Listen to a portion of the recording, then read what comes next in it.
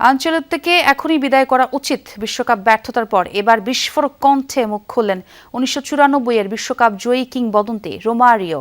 তার দাবি, তিনি যদি সিবিএফ এর প্রেসিডেন্ট হতেন তাহলে প্রথমেই আনচেলত্তির সাথে চুক্তি বাতিল করতেন।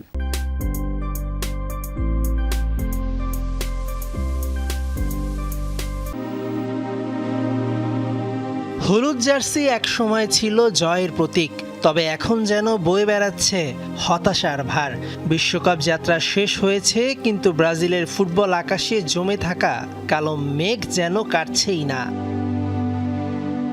সেই মেঘ যেন আরো ঘন করে দিলেন 1994 বিশ্বকাপ জয়ী ব্রাজিল কিংবদন্তি রোমারিও। তার মতে, তিনি যদি ব্রাজিল ফুটবল কনফেডারেশনের প্রেসিডেন্ট হতেন তাহলে তার প্রথম কাজ হতো কোচ কার্লো আনচেলত্তির চুক্তি বাতিল করা।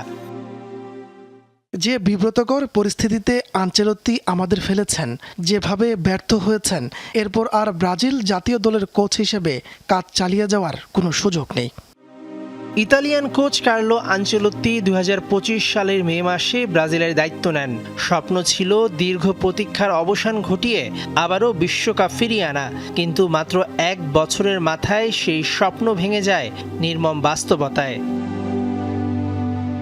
একইভাবে 2022 কাতার বিশ্বকাপেও ক্রোয়েশিয়ার কাছে টাই ব্রেকারে হেরে বিদায় নেয় সেলেসাওরা। কোচ বদলেছে, কিন্তু ভাগ্য বদলায়নি। শেষ 16তেই থমকে গেল ব্রাজিলের যাত্রা। সেই ব্যর্থতার পর থেকেই আনচেলত্তির কৌশল, দল নির্বাচন, ম্যাচ পরিচালনা নিয়ে তীব্র সমালোচনা চলছে। এখন প্রশ্ন একটাই, সমস্যা কি শুধু কোচে নাকি আরও গভীরে? মেহেদি নাইম, যমুনা স্পোর্টস।